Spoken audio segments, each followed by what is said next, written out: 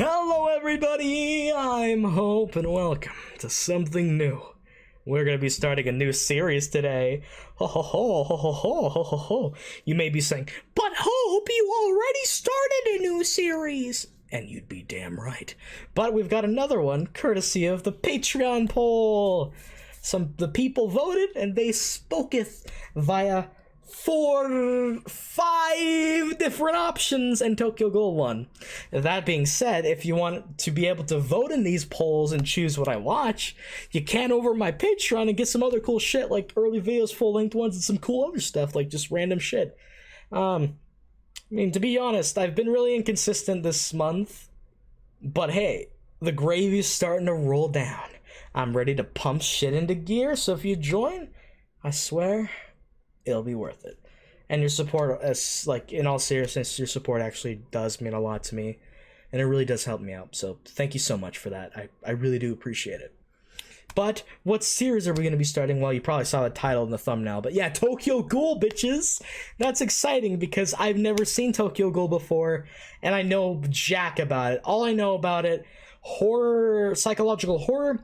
The main character is Kaneki Ken. He suffers a lot, apparently, and the later seasons suck, I think.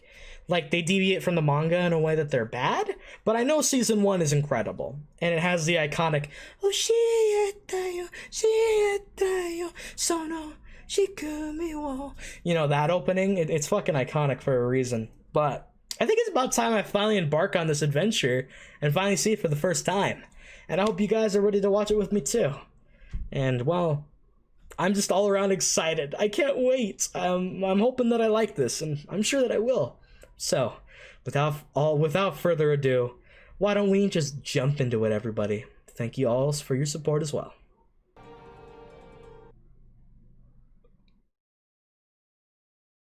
No! And that's where they end it?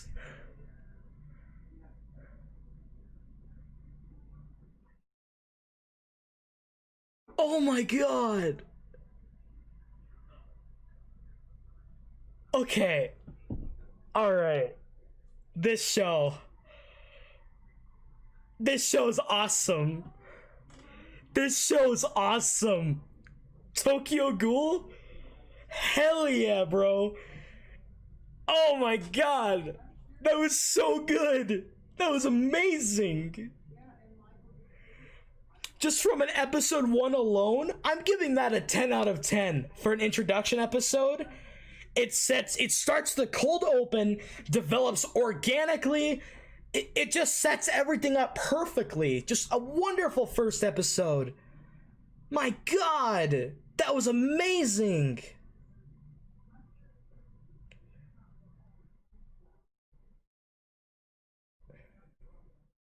Dude, I have been missing out on Tokyo Ghoul. Dude, this is insane. So, I see. In order to save Ken, they gave organs from Rize to save his life. By doing so, Ken was saved, but became part ghoul. He's not 100, so he's like an exception to this rule, but he's starting to feel the effects. I love how slowly they show the effects of him, like feeling that side of him. I think that that's brilliant. They just set it up perfectly by immediately showing him with the eye, so it tells you, the viewer, that he's become a ghoul in some sort of way. And then right away, they subtly tell you, as he's eating and he can't really enjoy the food, you start to realize, wait a sec, why would that be? And then it all clicks together. That is, oh my god. This reminds me of, this is as a first episode, this reminds me of like Death Note, for example. Not that it's the same, but that the first episode is so amazing that it can hook you like this. This is such a perfect first episode. Like, just the way it was introduced, the way the setup happened and the payoff here, the twists and turns, like, I don't even know anymore. Like, it was all an accident. It wasn't Toka who saved Kaneki. It was just a freak accident with the beams collapsing and killing her, and him miraculously surviving. He was just an ordinary kid, a wholesome ordinary kid, just looking to maybe fall in love with someone who has the same interests, and he's thrust into this hellhole of a situation, and that's a perfect way to set up a story and have us feel for the main character, but develop them as, from the beginning point, he's weak. But he is showing resolve here when he displays the ability to not want to eat and to force himself to stay back despite the overcoming urges within himself, and the only reason that he was forced to is because of Toka forcing the hand into his mouth. That's just sickening to me. But I think that this is a good tool to have Kaneki have to overcome. This first bite of flesh is truly going to remind him of what he's going to be missing out on as he continues to survive without eating people, because I think that that's where the show's going to go. But the question is how long can that go? Because it said you have to have one human corpse every 2 to 3 years or a ghoul dies. So maybe there's a workaround, or is Ken eventually going to have to eat somebody despite despite him not wanting to? That's crazy. That's fucking... Toka was a ghoul. Everyone's a ghoul. Even Glasses. Like, we got ghoul neighborhoods, like turf wars with like inner ghoul sanctum. Like, these are fucking gangsters. Motherfucking ghoul gangsters. This is crazy. And dude, all these ghouls really like get off on eating people. Like, it is some of that, it's gourmet fucking Gordon Ramsay pancake on the ass shit. It is delicious. You got extra sprinkles of butter on that pancake and some delicious motherfucking hickory syrup, because they really be nutting while eating that. They be drinking the blood like it's some fucking cranberry juice. I mean, I'm not a fan of cranberry juice, but if you're really thirsty, you're gonna guggle it down. Overall, the animation was the gore, and this is nuts, dude. They don't hold back on the gore here. They don't hold back with the subtle storytelling and the fucking the payoff. This is crazy. This is, oh man, and the way that they started with the opening song at the end there, as Kaneki is having a breakdown, trying to force himself not to eat as fucking Toka offers it to him, is just that is such a good way to end the episode. It's amazing. Because I know that song because I've listened to it like at least 100 times by now. If you've ever, some people have like an anime song that they'll listen to, but they'd never seen the anime before. This was my song. This is always a song that I would listen to, but I had never seen the anime for. This is crazy, bro.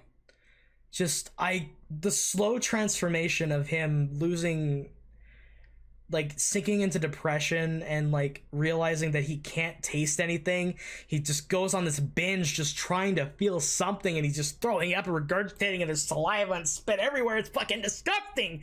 It's revolting. And then him just going in the streets, and he's like he's like a fucking drug addict. He's like, oh man, we got the people, we got the fucking children. Oh yeah, they must be extra tender. Oh, and he's like freaking out, man. I need my fucking crack, because humans are crack cocaine to the ghouls. We've got a whole drug monopoly. They could go into some crazy, like, we already have turf wars with the inner ghoul sanctum. We could have like fucking, like, the fucking ghoul cartel. Like, this shit is gonna run deep. I feel like the themes are gonna go nuts, because this is all about humanity, and I think what it means to be human is the takeaway from this episode. These themes are gonna go hella in depth later on, and I feel like it's also gonna be the thing of us ghouls are not so different, you and I, sort of thing. It's gonna be rationalizing other people as not necessarily evil. Like, the ghouls are inherently evil because they eat people, but is it their fault? Is it necessarily their fault? And who's truly evil in the world is, I think, the question that they're going to raise in this show. I can already get themes like this just from the first episode. I like how subtly they're delving those, like, putting seeds there. These are the themes that they're going to be talking about, because we're going to see that the ghouls might be evil but I think the humanity is evil as a whole too. But it's going to be rationalizing how both pieces may be able to come together, and it's going to be sort of this insane inner machination of Kaneki Ken being this like trying to create a new world and differing the patriarchal system that there is, but in doing so he's going to have to go through ever living hell and just go through so much shit. My god, this is so good. Like fuck me. Dude. Yeah, this is just my initial impressions. This is amazing. This is a 10 out of 10 first episode. This is great. All around, Ken, I respect, and I literally, like, relate to him more than I should. I just relate to this guy so much. And seeing the tragedies that are going to befall him, oh yeah, they're going to get to me, dude. And this show is probably going to make me cry later. And I'm not looking forward to that. Because, goddamn, this episode just made me disgusted more than anything. And my heart just turned in a fucking knot of fucking pretzel twists. Dipped in extra cheese because fucking... I don't even know. I don't even know what I'm talking about anymore. This was just a natural progression, fucking perfect introductory episode. It's also oddly sexual in a lot of ways. Like, very sexual in some spots, which was pretty creepy. Like, seriously, the whole fucking... Ugh, these scenes are disgusting. Goddamn. These are just my initial impressions. I'm gonna add more to the discussion where I go scene by scene soonish. But for now, I'm just gonna cut to Future Hope with the added discussion. For now, this is just my like initial thoughts and shit. It's crazy, bro. I'm gonna take a break and like rewatch this episode again, just to get everything down, and then I'm gonna talk about it some more scene by scene. But I have given my initial thoughts, so fucking brilliant episode. Goddamn.